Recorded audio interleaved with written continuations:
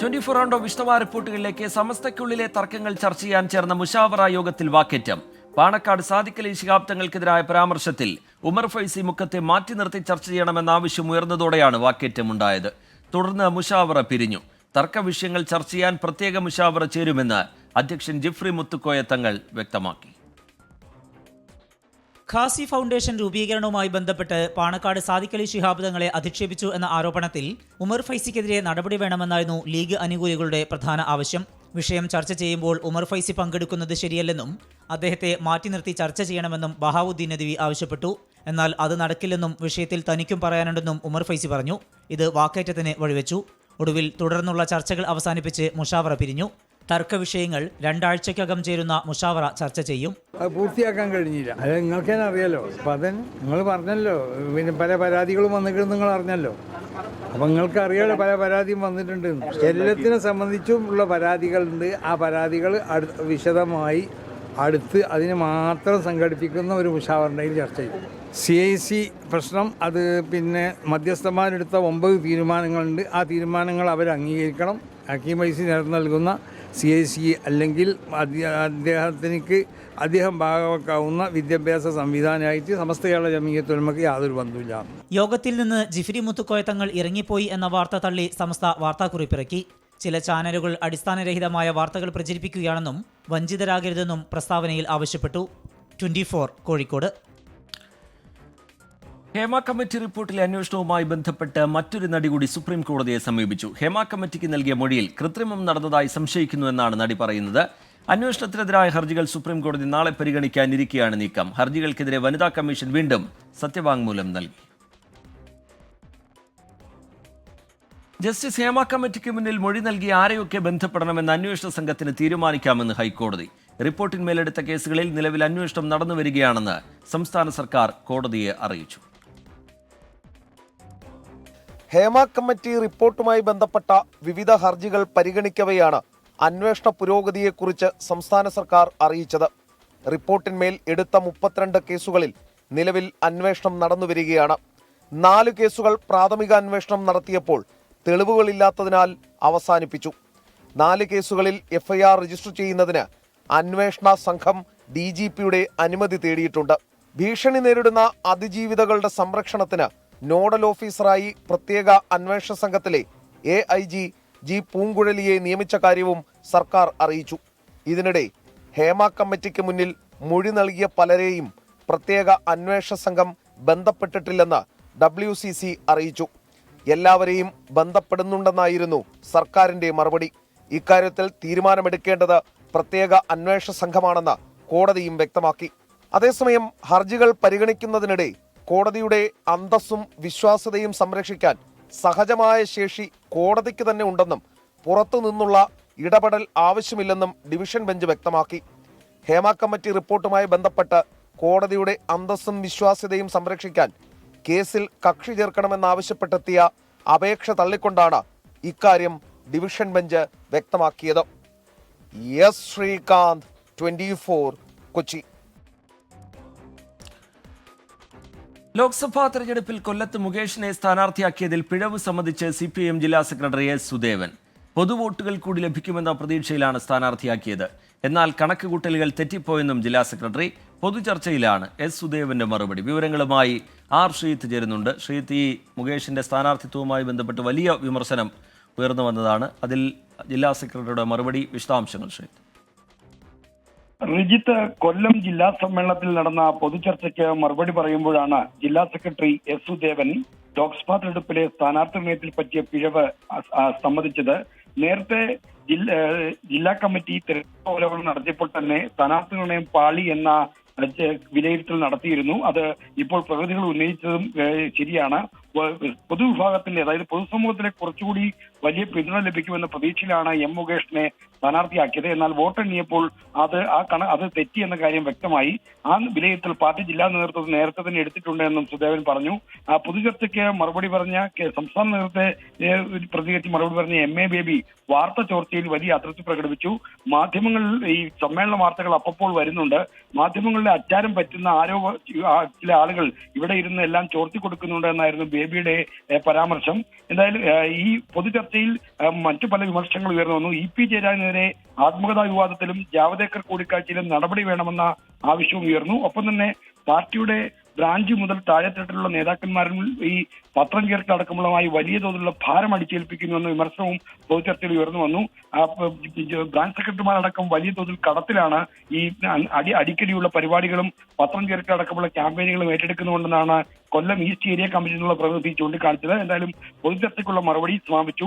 പുതിയ ജില്ലാ സെക്രട്ടറി ആരാണെന്നുള്ള ചർച്ചകളാണ് ഇപ്പോൾ സജീവമായിരിക്കുന്നത്. നിലവിലുള്ള ജില്ലാ സെക്രട്ടറി എസ് സുദേവനെ മാറ്റാനുള്ള ഒരു വിഭാഗം നീക്കമുണ്ട്.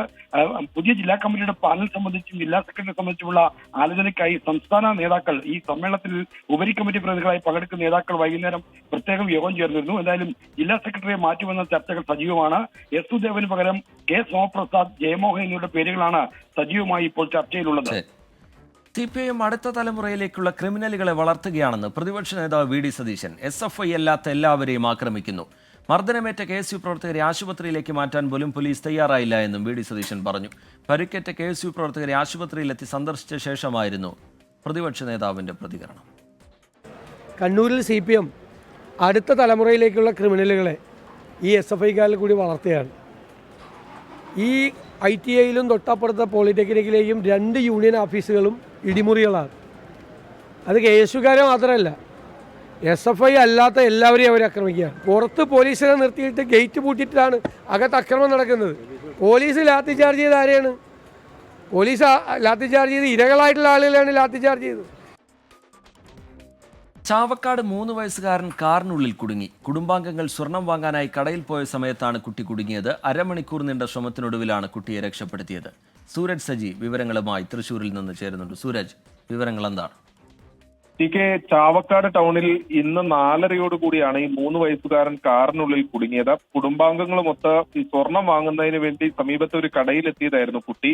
ഈ കുട്ടിയോടൊപ്പം മറ്റൊരു മുതിർന്ന അംഗത്തെ കാറിലിരുത്തിയാണ് കുടുംബാംഗങ്ങൾ ഈ കടക്കകത്തേക്ക് കയറിയത്. പക്ഷേ ഈ കാറിലുണ്ടായിരുന്ന മുതിർന്ന ആൾ ഈ കാറിന് പുറത്തിറങ്ങി ഈ ഡോർ അടച്ച വഴിയെ തന്നെ ഈ ഡോർ ലോക്കാവുകയായിരുന്നു. തൊട്ടു പിന്നാലെ ഡോറിന്റെ ലോക്ക് തുറക്കാൻ ശ്രമിച്ചെങ്കിലും അകത്തുനിന്ന് ലോക്കായി എന്ന വിവരം മനസ്സിലായി. ജുവലറിയിൽ ഉണ്ടായിരുന്ന ജീവനക്കാരെ അടക്കം വിവരം ധരിപ്പിച്ചു. കുട്ടിയുടെ ബന്ധുക്കളും ജീവനക്കാരും എല്ലാം ചേർന്ന് ഈ ഡോറ് തുറക്കാൻ ശ്രമിച്ചെങ്കിലും ഈ സമയത്ത് ഡോറ് തുറക്കാൻ സാധിച്ചിരുന്നില്ല. പിന്നീട് കോൺഗ്രസിന്റെ ഈ വിവരം പറഞ്ഞിവിടെ എത്തിയ ചാവക്കാട് കോൺഗ്രസിന്റെ മണ്ഡലം പ്രസിഡന്റ് ആയിട്ടുള്ള ഷിഹാബ് ഇടപെട്ട് സമീപത്ത് ഒരു വർക്ക്ഷോപ്പിൽ നിന്ന് ജിജീഷ് എന്ന വ്യക്തിയെ എത്തിച്ച് പിന്നീട് ഈ ഡോർ തുറക്കുകയായിരുന്നു. അരമണിക്കൂർ നേരം കുട്ടി ഈ വാഹനത്തിനകത്ത് കുടുങ്ങിക്കിടക്കുന്ന ഒരു സാഹചര്യമുണ്ട്. വലിയ രീതിയിൽ കുട്ടി ഈ പരിഭ്രാന്തിപ്പെടുന്ന ഒരു സാഹചര്യം ഉണ്ടായിരുന്നു. പക്ഷേ ഒരു തരത്തിലുള്ള ആരോഗ്യ പ്രശ്നങ്ങളോ മറ്റു കാര്യങ്ങളോ ഇല്ല എന്ന് പറയുകയും ചെയ്യുന്നുണ്ട്. അരമണിക്കൂറിന് ശേഷം ഡോർ തുറന്ന് കുട്ടിയെ ഈ കാറിൽ നിന്ന് പുറത്തെത്തിക്കാനുമായിട്ടുണ്ട്. ശരി, സൂരജ് സജി വിവരങ്ങൾ നൽകുകയായിരുന്നു. സംസ്ഥാനത്ത് വിവിധ തദ്ദേശ സ്ഥാപനങ്ങളിലേക്ക് നടന്ന ഉപതെരഞ്ഞെടുപ്പുകളിൽ UDFന് നേട്ടം. സിറ്റിംഗ് സീറ്റുകളിൽ LDFനെ പരാജയപ്പെടുത്തി 3 പഞ്ചായത്തുകളുടെ ഭരണം UDF പിടിച്ചു. 31 വാർഡുകളിൽ 16 UDF ജയം. 11 വാർഡുകളിൽ LDFും 3 NDAയും 1 സ്വതന്ത്രനും വിജയിച്ചു.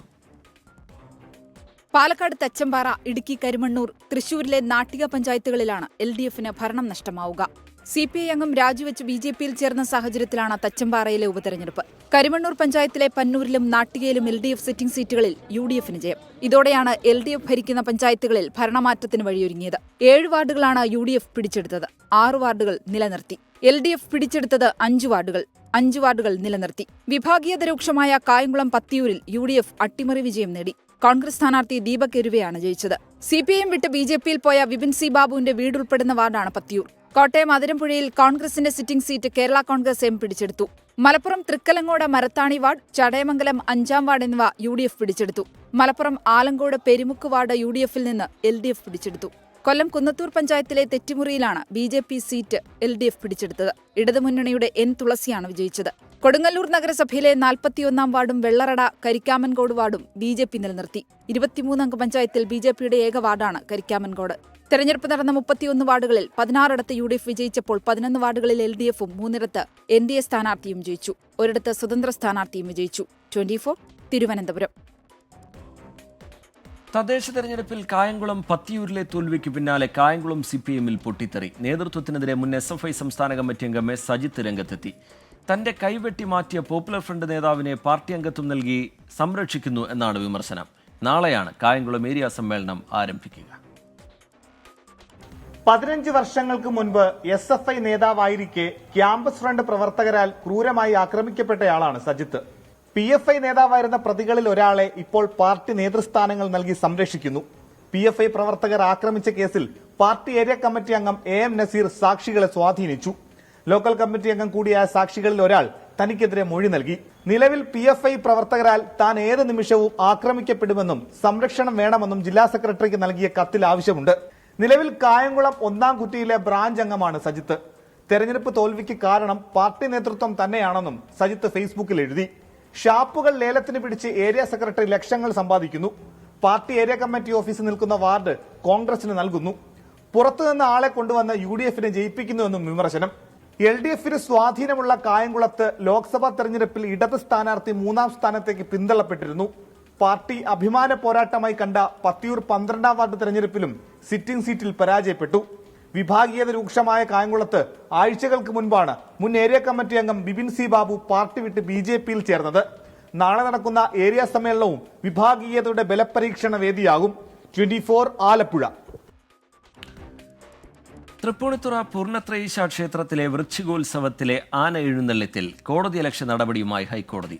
ദേവസ്വം ഓഫീസർക്ക് ഹൈക്കോടതി നോട്ടീസ് അയച്ചു. 4 ആഴ്ചയ്ക്കകം മറുപടി നൽകാനാണ് നിർദ്ദേശം.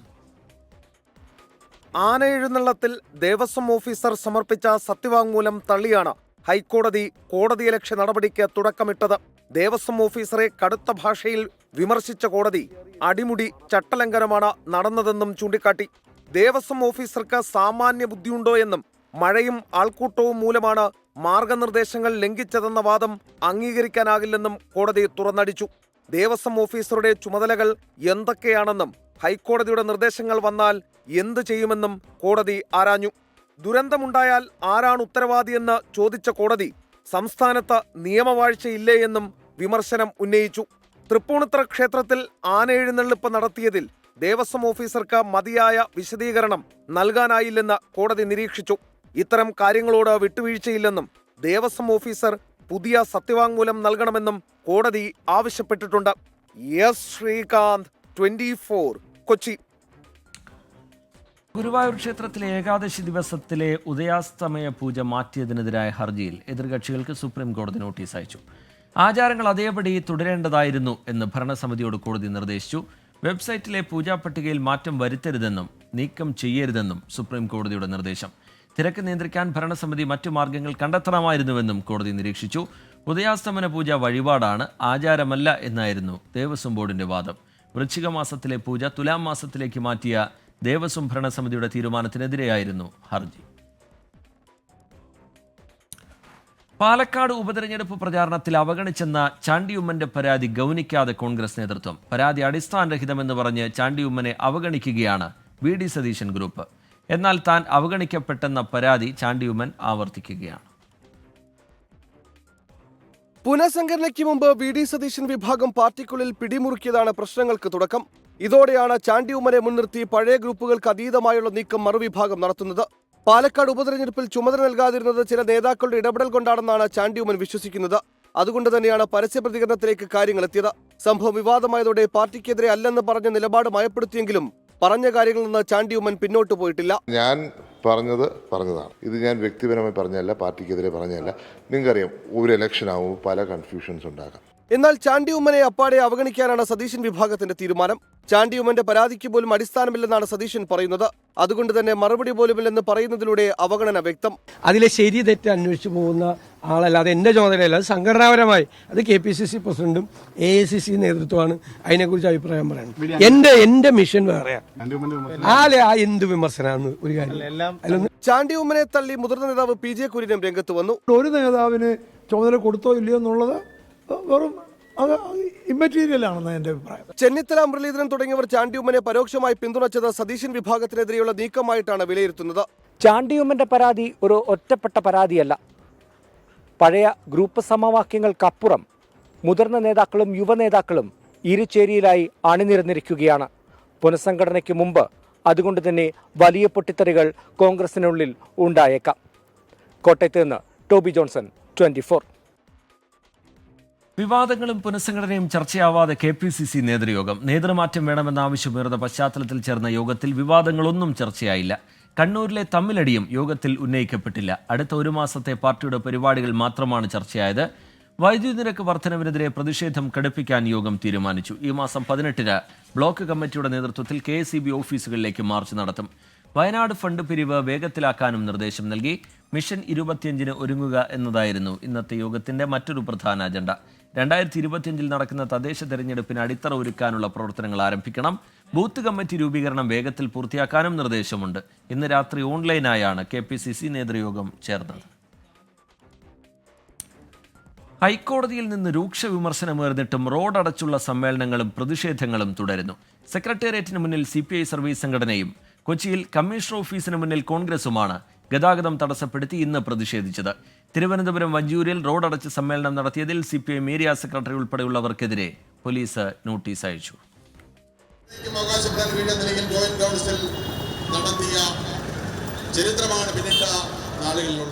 തലസ്ഥാനത്ത് ഭരണസിരാ കേന്ദ്രത്തിന്റെ മൂക്കിൻ തുമ്പത്താണ് CPI അനുകൂല സർവീസ് സംഘടനകളുടെ ഈ പ്രതിഷേധം. സെക്രട്ടേറിയറ്റിന് മുന്നിൽ വഴി തടഞ്ഞ സ്റ്റേജ് നിർമ്മിച്ച് രാപ്പകൽ സമരം.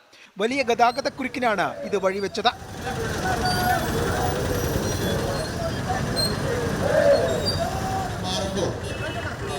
ആ നയം കേരളത്തിൽ അനുവദിക്കാൻ കഴിയില്ലെന്ന് ഉറച്ച ശബ്ദമാണ്.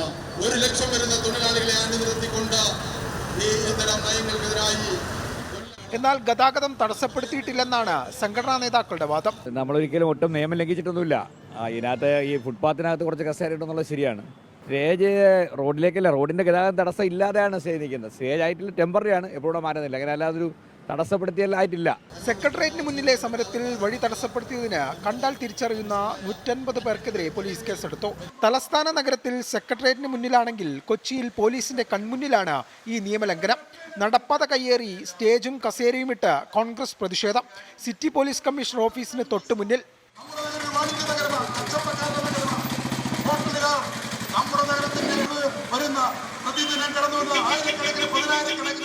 അതേസമയം തിരുവനന്തപുരം വഞ്ചൂരിൽ റോഡടച്ച് CPIM സമ്മേളനത്തിന് സ്റ്റേജ് കെട്ടിയ സംഭവത്തിൽ 31 പേർക്ക് പോലീസ് നോട്ടീസ് അയച്ചു. റോഡിൽ വേദിയൊരുക്കിയതിൽ തെറ്റുപറ്റിയെന്ന് ജില്ലാ സെക്രട്ടറി. വഞ്ചൂർ മെയിൻ റോഡിലല്ല ഞങ്ങൾ സ്റ്റേജ് കെട്ടിയത്. ഈ അടുത്ത കാലത്തായിട്ട് ആമയിഴഞ്ചാൻ തോടിൻ്റെ മുകളിൽ സ്ലാബിട്ട് ഒരു ചെറിയ ഏതാണ്ടൊരു 15-20 മീറ്റർ നീളത്തിൽ ഒരു ബൈപ്പാസ് പോലെ ഒരു റോഡ് നിർമ്മിച്ചിരുന്നു. വഞ്ചൂർ ഏരിയ കമ്മിറ്റി ആ പൊതുസമ്മേളനം നടത്തേണ്ട സ്റ്റേജ് ആ നിലയിൽ കെട്ടേണ്ടിയിരുന്നില്ല എന്ന നിലപാടാണ് പാർട്ടിക്കുള്ളത്. സംഭവത്തിൽ CPIM area secretary Vanchoor Babu ഉൾപ്പെടെയുള്ളവരെ പ്രതി ചേർത്തു. സമരങ്ങൾക്കോ പ്രതിഷേധങ്ങൾക്കോ എതിരല്ല. പക്ഷേ ഹൈക്കോടതി പറഞ്ഞ പോലെ ജനങ്ങളുടെ സഞ്ചാര സ്വാതന്ത്ര്യം മുടക്കിക്കൊണ്ടുള്ള ഇത്തരം സമരങ്ങളും പ്രതിഷേധ പരിപാടികളും വേണോ എന്ന് രാഷ്ട്രീയ പാർട്ടികൾ തന്നെ ആലോചിക്കണം. ക്യാമറമാൻ അഭിലാഷിനൊപ്പം AV ജയശങ്കർ, 24 തിരുവനന്തപുരം. കോഴിക്കോട് വെള്ളയിൽ വീഡിയോ ചിത്രീകരണത്തിനിടെ യുവാവിനെ ഇടിച്ചത് ബെൻസ് കാറെന്ന് പോലീസ്. അപകടമുണ്ടാക്കിയ ഈ ബെൻസ് കാറിന് ഇൻഷുറൻസ് ഇല്ലാത്തതിനാലാണ് ഇടിച്ചത് ഡിഫൻഡർ കാറാണെന്ന് വാഹനത്തിലുണ്ടായിരുന്നവർ പറഞ്ഞത്. ബെൻസ് കാർ ഓടിച്ച സാബിത്തിന്റെ അറസ്റ്റ് രേഖപ്പെടുത്തി. അപകടത്തിൽ മരിച്ച ആൽബിന്റെ മൃതദേഹം വടകര കടമേരിയിലെ വീട്ടുവളപ്പിൽ സംസ്കരിച്ചു. 999 ഓട്ടോമോട്ടീവ് എന്ന സ്ഥാപനത്തിന്റെ പ്രൊമോ വീഡിയോ ചിത്രീകരിക്കുന്നതിനിടെ ഇന്നലെ രാവിലെയായിരുന്നു അപകടം. സ്ഥാപന ഉടമ സാബിത്ത്, ജീവനക്കാരൻ റയീസ് എന്നിവർ ഓടിച്ചിരുന്ന 2 വാഹനങ്ങളുടെ ചേസിംഗ് വീഡിയോയാണ് ആൽവിൻ മൊബൈലിൽ ചിത്രീകരിച്ചിരുന്നത്. ഇതിനിടെ സാബിത്ത് ഓടിച്ചിരുന്ന ബെൻസ് കാർ നിയന്ത്രണം വിട്ട് ആൽവിനെ ഇടിച്ചു തെറിപ്പിക്കുകയായിരുന്നു. മനഃപൂർവ്വമല്ലാത്ത നരഹത്യയ്ക്ക് കേസെടുത്ത സാബിത്തിനെ അറസ്റ്റ് ചെയ്ത് സ്റ്റേഷൻ ജാമ്യത്തിൽ വിട്ടയച്ചു. 2 വണ്ടിയുടെ ഡ്രൈവർമാരും ഈ അപകടത്തിൽപ്പെട്ട മരണപ്പെട്ട ആൽവിനും ഒന്നിച്ചാണ് വന്നത്. റോഡിൽ ഷൂട്ട് ചെയ്തുകൊണ്ടിരുന്ന സമയത്ത് വണ്ടികൾ നേരെ വന്ന സമയത്ത് കൃത്യമായിട്ട് അയാൾക്ക് ആ സമയത്ത് റോഡിൽ നിന്ന് മാറിപ്പോകാൻ സാധിക്കാതെ വന്നിട്ടാണ് ഈ അപകടം ഉണ്ടായത്. ഡിഫൻഡർ ഇടിച്ച് അപകടം സംഭവിച്ചു എന്നായിരുന്നു വാഹനമോടിച്ചവർ ആദ്യം നൽകിയ മൊഴി. എന്നാൽ ആൽവിൻ മൊബൈലിൽ ചിത്രീകരിച്ച ദൃശ്യങ്ങൾ പരിശോധിച്ച പോലീസ് ഇടിച്ച വാഹനം ബെൻസ് എന്ന് കണ്ടെത്തി. ഈ വാഹനത്തിന് ഇൻഷുറൻസ് ഇല്ലായിരുന്നുവെന്നും കണ്ടെത്തിയിട്ടുണ്ട്. ഏത് വാഹനം ഇടിച്ചിട്ടാണ് അപകടം ഉണ്ടായതെന്നതിനെ കുറിച്ചൊരു സംശയം ഉണ്ടായിരുന്നു. അന്വേഷണത്തിൽ ഡിഫൻഡർ വണ്ടി ഇടിച്ചാണ് അപകടം ഉണ്ടായതെന്ന് ആദ്യം പറഞ്ഞിരുന്നെങ്കിലും കൂടത്തിലുണ്ടായിരുന്ന ബെൻസ് G വാഗൺ വണ്ടിക്ക് തെലങ്കാന രജിസ്ട്രേഷൻ വണ്ടിയാണ്. ആ വണ്ടിക്ക് ടെക്നിക്കലി അതിന് ഇൻഷുറൻസ് ഇല്ലായിരുന്നു. അപ്പോൾ ആ ഇൻഷുറൻസ് ഇല്ലാത്തത് കൊണ്ടാണ് വാഹനം ഓടിച്ച 2 ആളുകളും ഈ വാഹനം ഡിഫൻഡർ ഇടിച്ചിട്ടാണ് അപകടം ഉണ്ടായതെന്ന് ആദ്യം അന്വേഷണത്തിൽ പോലീസിനോടും മറ്റ് ഹോസ്പിറ്റലിലും ഒക്കെ പറഞ്ഞിരുന്നത്. തലയ്ക്ക് പിന്നിലേറ്റ ക്ഷതമാണ് ആൽവിന്റെ മരണത്തിന് കാരണമായതെന്നാണ് പ്രാഥമിക പോസ്റ്റ്മോർട്ടം റിപ്പോർട്ട്. പോസ്റ്റ്മോർട്ടം നടപടികൾക്ക് പിന്നാലെ ബന്ധുക്കൾക്ക് വിട്ടു നൽകിയ മൃതദേഹം പൊതുദർശനത്തിന് ശേഷം വടകര കടമേരിയിലെ വീട്ടുവളപ്പിൽ സംസ്കരിച്ചു. അശ്രദ്ധമായ ഡ്രൈവിംഗിന് 2 വാഹനങ്ങളിലെയും ഡ്രൈവേഴ്സിനെതിരെ കടുത്ത നടപടിയെടുക്കാൻ ഒരുങ്ങുകയാണ് മോട്ടോർ വാഹന വകുപ്പ്. ഇരുവരുടെയും ലൈസൻസ് റദ്ദാക്കാനാണ് നീക്കം. അഭിജിത്ത് മുഴക്കുന്ന്, 24 കോഴിക്കോട്. സൗദി ജയിലിൽ കഴിയുന്ന അബ്ദുൾ റഹീമിന്റെ ജയിൽ മോചനവുമായി ബന്ധപ്പെട്ട കേസ് കോടതി നാളെ വീണ്ടും പരിഗണിക്കും. ഇന്ത്യൻ സമയം ഉച്ചകഴിഞ്ഞ് 3 മണിയോടെയാണ് കേസ് പരിഗണിക്കുക. ജയിൽ മോചന ഉത്തരവ് ഉണ്ടാകുമെന്ന പ്രതീക്ഷയിലാണ് അബ്ദുൾ റഹീമും കുടുംബവും നിയമസഹായ സമിതിയും. കഴിഞ്ഞ 2 തവണ മാറ്റിവെച്ച അബ്ദുറഹീമിന്റെ കേസ് റിയാദിലെ ക്രിമിനൽ കോടതി നാളെ വീണ്ടും പരിഗണിക്കുകയാണ്.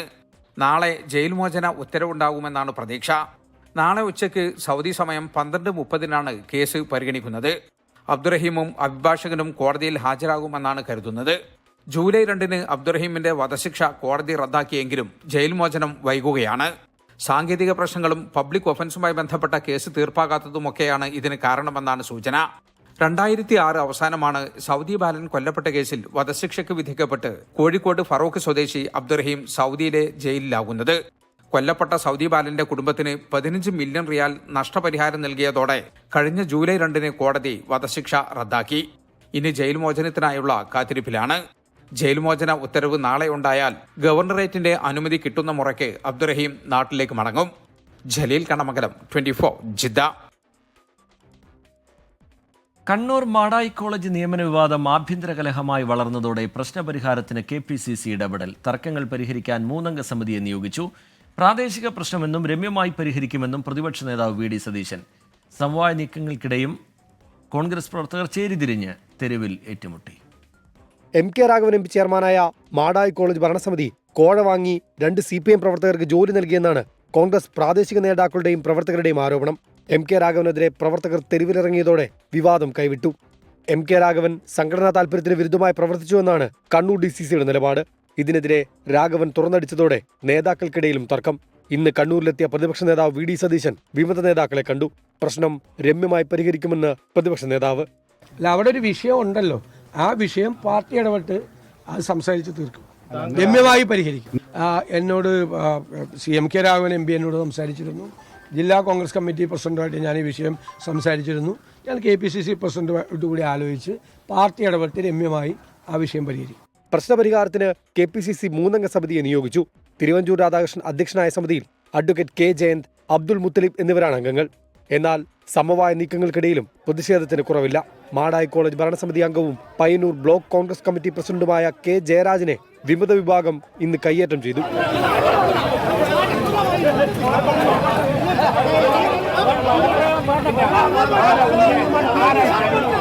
കണ്ണൂർ പഴയങ്ങാടിയിലും കോൺഗ്രസ് പ്രവർത്തകർ തമ്മിൽ തെരുവ് യുദ്ധം. MK രാഘവൻ അനുകൂലികളും വിമത വിഭാഗവും ഏറ്റുമുട്ടി.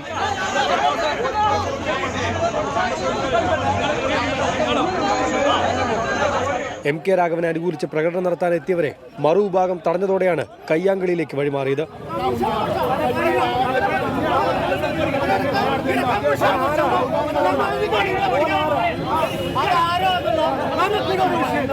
സജോ ദേവസ്യ, 24 കണ്ണൂർ. ഫിഫ ലോകകപ്പ് വേദികളുടെ ഔദ്യോഗിക പ്രഖ്യാപനമായി ഫിഫ പ്രസിഡന്റ് ജിയാനി ഇൻഫാന്റിനോ ആണ് 2030-2034 ലോകകപ്പ് വേദികളുടെ പ്രഖ്യാപനം നടത്തിയത്. 2030 സ്പെയിൻ, മൊറോക്കോ, പോർച്ചുഗൽ എന്നീ രാജ്യങ്ങൾ ലോകകപ്പിന് ആതിഥേയത്വം വഹിക്കും. 2034 സൗദിയിലായിരിക്കും ലോകകപ്പ്. ജിദ്ദയിൽ നിന്നും ജലീൽ കണ്ണമംഗലം തയ്യാറാക്കിയ റിപ്പോർട്ടിലേക്ക്.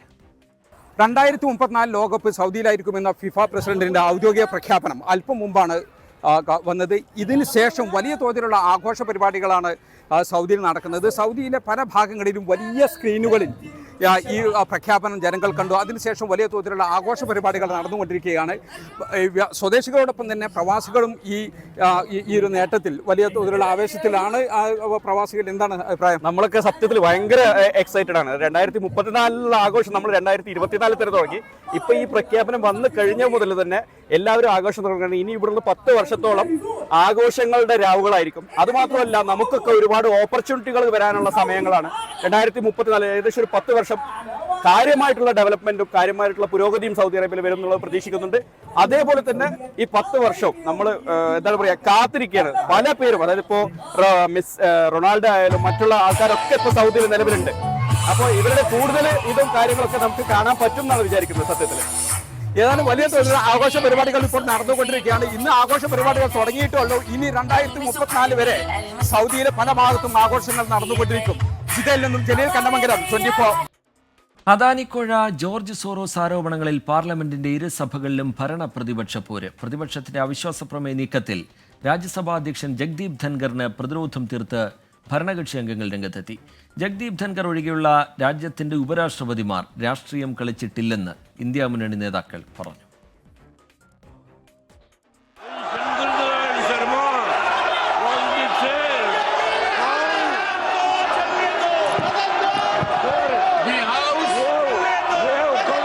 ഉപരാഷ്ട്രപതിയും രാജ്യസഭാ അധ്യക്ഷനുമായ ജഗ്ദീപ് ധൻഖറിനെ നീക്കാൻ പ്രതിപക്ഷം അവിശ്വാസ പ്രമേയ നോട്ടീസ് നൽകിയതിന് പിന്നാലെയാണ് ഭരണനിര കവചം തീർത്തത്.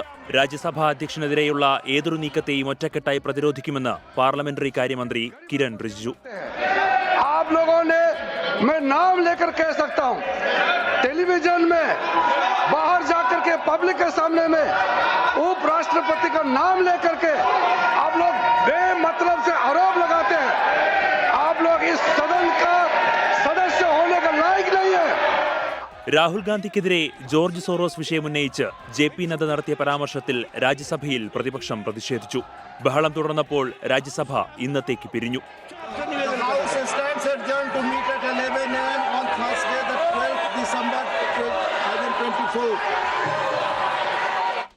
ഉപരാഷ്ട്രപതി സർക്കാരിന്റെ വക്താവായി പ്രവർത്തിക്കുന്നതിനാലാണ് അവിശ്വാസ പ്രമേയ നോട്ടീസ് നൽകിയതെന്ന് ഇന്ത്യ മുന്നണി നേതാക്കൾ കുറ്റപ്പെടുത്തി. രാജ്യത്ത് മുൻപത്തെ ഉപരാഷ്ട്രപതിമാർ രാഷ്ട്രീയം കളിച്ചിട്ടില്ലെന്ന് മല്ലികാർജുൻ ഖർഗെ. അവിശ്വാസ പ്രമേയവുമായി ബന്ധപ്പെട്ട് പ്രധാനമന്ത്രി നരേന്ദ്രമോദി പാർലമെന്ററി കാര്യമന്ത്രി കിരൺ റിജിജുമായി കൂടിക്കാഴ്ച നടത്തി. തനിക്കെതിരെ പ്രതിപക്ഷം നടത്തിയ പരാമർശങ്ങൾ നീക്കം ചെയ്യണമെന്നാവശ്യപ്പെട്ട് രാഹുൽ ഗാന്ധി ലോക്സഭാ സ്പീക്കറെ കണ്ടു. 24 ഡൽഹി. സിറിയയിൽ വിമതർ പിടിച്ചെടുത്ത ഭൂമി സിറിയൻ യുവാക്കൾ മോചിപ്പിക്കുമെന്ന് ഇറാന്റെ പരമോന്നത നേതാവ് അയത്തുള്ള അലി ഖമൈനി. സിറിയയിൽ 400-ലധികം കേന്ദ്രങ്ങൾ ഇസ്രായേൽ ആക്രമിച്ചു. കുർദ് സേനയുടെ കയ്യിൽ നിന്നും ദേർ എസ്-സോർ നഗരം പിടിച്ചെടുത്തുവെന്ന് സിറിയൻ വിമതർ. ഇസ്രായേൽ ആക്രമണത്തെ റഷ്യ അപലപിച്ചു. അമേരിക്കയും ഇസ്രയേലും സിറിയയുടെ ആകാശപാതകളും റോഡുകളും അടച്ചതിനാലാണ് ബഷാർ അൽ അസദിന് സൈനിക സഹായം നൽകാനാകാതെ പോയതെന്ന് ആയത്തുള്ള അലി ഖമൈനി പറഞ്ഞു. കഴിഞ്ഞ 48 മണിക്കൂറിനിടയിൽ സിറിയയിൽ 480 ആക്രമണങ്ങൾ നടത്തിയെന്ന് ഇസ്രയേൽ സൈന്യം. 15 നാവികസേനാ കപ്പലുകളും ആയുധശാലകളും തകർത്തു. വിദേശ രാജ്യങ്ങളിൽ അഭയാർത്ഥികളാക്കപ്പെട്ട ലക്ഷക്കണക്കിന് സിറിയക്കാരെ നാട്ടിലെത്തിക്കുകയാണ് ലക്ഷ്യമെന്ന് ഇടക്കാല പ്രധാനമന്ത്രി മുഹമ്മദ് അൽ ബഷീർ. ബഷാർ അൽ അസദിന്റെ ഭരണകൂടത്തിലുണ്ടായിരുന്ന ജീവനക്കാരുടെ സഹായത്തോടെ പൊതുജന സേവനങ്ങളും പൊതുസ്ഥാപനങ്ങളും പുനഃസ്ഥാപിക്കാനുള്ള ശ്രമങ്ങൾ പുരോഗമിച്ചു വരികയാണെന്നും മുഹമ്മദ് അൽ ബഷീർ വ്യക്തമാക്കി. സിറിയയെ പുനർനിർമ്മിക്കുകയെന്ന ലക്ഷ്യത്തോടെ മുന്നോട്ടു പോകുമെന്ന് ഹയാത്ത് തഹ്രീർ അൽ ഷാമിന്റെ മേധാവി അബു മുഹമ്മദ് അൽ ജുലാനി. സിറിയയിൽ തങ്ങളുടെ സ്ഥാനപതി കാര്യാലയം ഉടൻ പുനഃസ്ഥാപിക്കുമെന്ന് ഖത്തർ വ്യക്തമാക്കി. ഇസ്രയേൽ നടത്തുന്ന ആക്രമണങ്ങൾ സിറിയയെ അസ്ഥിരമാക്കുമെന്ന് റഷ്യ. സിറിയയിലെ റഷ്യൻ സൈനിക താവളങ്ങളുടെ സുരക്ഷ സംബന്ധിച്ച് പുതിയ സിറിയൻ നേതൃത്വവുമായി ബന്ധപ്പെട്ടു വരികയാണെന്നും റഷ്യ അറിയിച്ചു. International desk 24. അനധികൃത ഫ്ലക്സ് ബോർഡുകൾ നീക്കുന്നതുമായി ബന്ധപ്പെട്ട് സംസ്ഥാന സർക്കാരിന് വീണ്ടും ഹൈക്കോടതിയുടെ വിമർശനം. രാഷ്ട്രീയ പാർട്ടികളുടെ ബോർഡുകൾ നീക്കം ചെയ്തതിന്റെ കണക്കുകൾ പ്രത്യേകം വേണം. എത്ര രൂപ പിഴ ഈടാക്കിയെന്നും അറിയിക്കണം. സർക്കാരിന്റെ ഭാഗമായിട്ടുള്ളവരുടെ ബോർഡുകൾ സ്ഥാപിക്കില്ലെന്ന് ഉറപ്പാക്കുന്ന ഉത്തരവിറക്കാൻ സർക്കാർ തയ്യാറാകുമോ എന്നും കോടതി ചോദിച്ചു. അനധികൃത ഫ്ലക്സ് ബോർഡുകൾ നീക്കാൻ ധൈര്യം വേണമെന്ന് സർക്കാരിനോട് പറഞ്ഞ കോടതി കേസ് ബുധനാഴ്ച പരിഗണിക്കാൻ മാറ്റി. തിരുവനന്തപുരത്ത് 4 വയസ്സുകാരിയെ മുറിവേൽപ്പിച്ച സംഭവത്തിൽ അധ്യാപിക ഒളിവിൽ. ജുവനൈൽ ജസ്റ്റിസ് ആക്ട് പ്രകാരമെടുത്ത കേസിൽ അന്വേഷണം തുടരുന്നുവെന്നാണ് പോലീസ് പറയുന്നത്. എന്നാൽ കുറ്റക്കാർക്കെതിരെ ശക്തമായ നടപടി വേണമെന്ന് കുട്ടിയുടെ മാതാവ് 24-നോട് പറഞ്ഞു. LKG വിദ്യാർത്ഥിനിയുടെ സ്വകാര്യ ഭാഗത്ത് അധ്യാപിക മുറിവേൽപ്പിച്ച സംഭവത്തിലാണ് അന്വേഷണം പുരോഗമിക്കുന്നത്.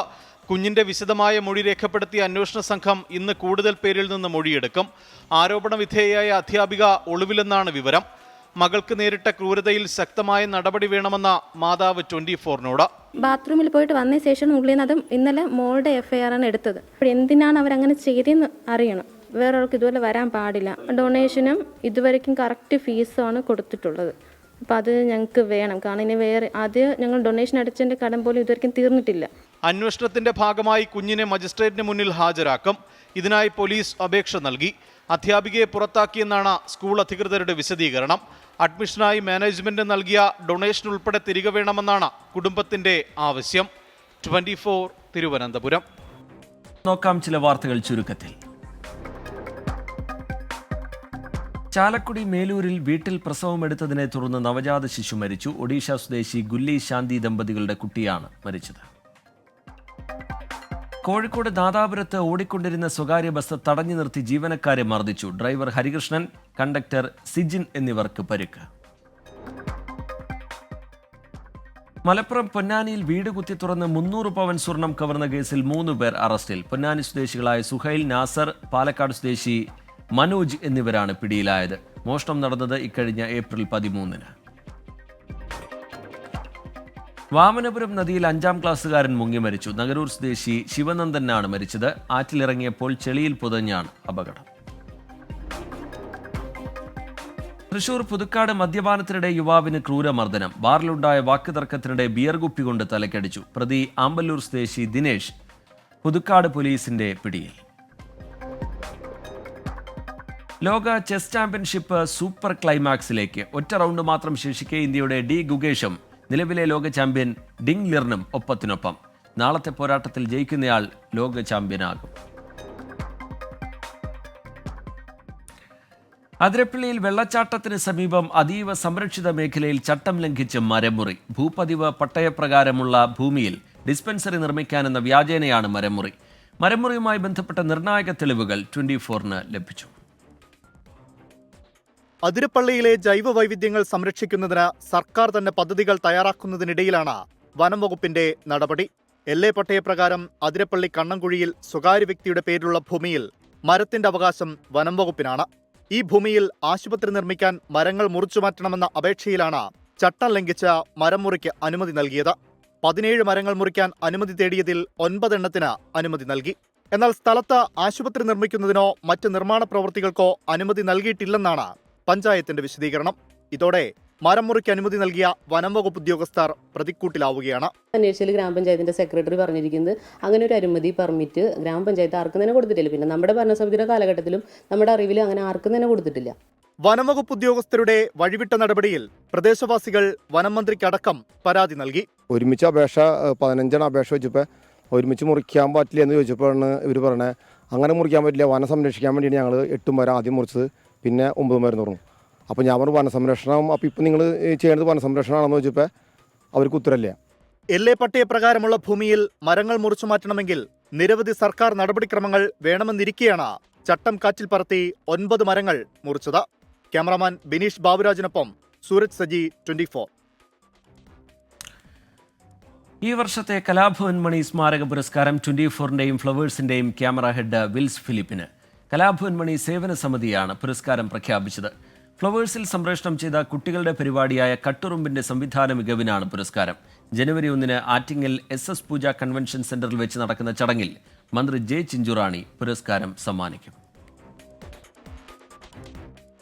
അഭിഭാഷക ജീവിതത്തിന്റെ 50 വർഷം പൂർത്തിയാക്കിയ PA അഹമ്മദിനെ സുഹൃത്തുക്കളും സഹപ്രവർത്തകരും ചേർന്ന് ആദരിച്ചു.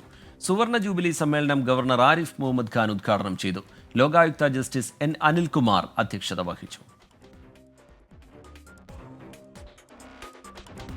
24 ക്യാമ്പയിൻ തുടരുന്നു. തലവെക്കലിലെ തട്ടിപ്പാണ്.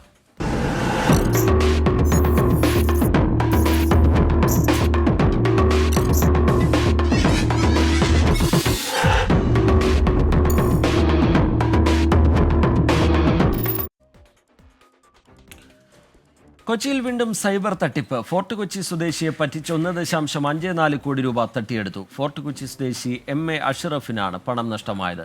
സൈബർ പോലീസ് അന്വേഷണം തുടങ്ങി. 2024 സെപ്റ്റംബർ മുതൽ ഡിസംബർ വരെയുള്ള കാലയളവിലാണ് JP മോർഗൻ എന്ന വെബ്സൈറ്റ് വഴി ട്രേഡിംഗ് നടത്തി ഉയർന്ന ലാഭം ലഭിക്കുമെന്ന് വാഗ്ദാനം നൽകി ഫോർട്ട് കൊച്ചി സ്വദേശി അഷ്റഫിനെ തട്ടിപ്പിനിരയാക്കിയത്. വാഗ്ദാനം ചെയ്ത തുക പോലും ലഭിക്കാതായതോടെ പരാതിക്കാരൻ പോലീസിനെ സമീപിക്കുകയായിരുന്നു. പല തവണയായാണ് അഷ്റഫിന്റെ അക്കൗണ്ടിൽ നിന്ന് പണം തട്ടിയെടുത്തത്. തുടർന്ന് ഇൻഫോ പാർക്ക് പോലീസ് ലഭിച്ച പരാതിയിൽ കേസെടുത്തു. ഭാരതീയ ന്യായ സംഹിതയും ഇൻഫർമേഷൻ ആക്ട് പ്രകാരമാണ് കേസ് രജിസ്റ്റർ ചെയ്തിരിക്കുന്നത്. പണം കൈമാറിയ അക്കൗണ്ടുകളെക്കുറിച്ച് അന്വേഷണം ആരംഭിച്ചതായും കേരളത്തിന് വെളിയിൽ നിന്നാണ് തട്ടിപ്പ് നടന്നിരിക്കുന്നതെന്നും പോലീസ് വ്യക്തമാക്കി. എസ് ശ്യാംകുമാർ, 24, കൊച്ചി. രാജ്യത്തെ നടുക്കിയ തേക്കടി ബോട്ട് ദുരന്തം കേസിന്റെ വിചാരണ നാളെ തുടങ്ങും. 45 പേരുടെ ജീവനെടുത്ത അപകടം നടന്ന് 15 വർഷത്തിന് ശേഷമാണ് കേസിന്റെ വിചാരണ ആരംഭിക്കുന്നത്. 2009 സെപ്റ്റംബർ 30 തേക്കടി ബോട്ട് ദുരന്തം. സംഭവം നടന്ന് 10 വർഷങ്ങൾക്ക് ശേഷം 2019 ക്രൈംബ്രാഞ്ച് 4722 പേജുള്ള കുറ്റപത്രം സമർപ്പിച്ചു. KTDCക്ക് വേണ്ടി ജലകന്യക എന്ന ബോട്ട് നിർമ്മിച്ച കമ്പനിയും ഡ്രൈവറും വനം വകുപ്പ് ജീവനക്കാരും ഉൾപ്പെടെ 6 പേരാണ് പ്രതികൾ. 309 സാക്ഷികളുണ്ട്.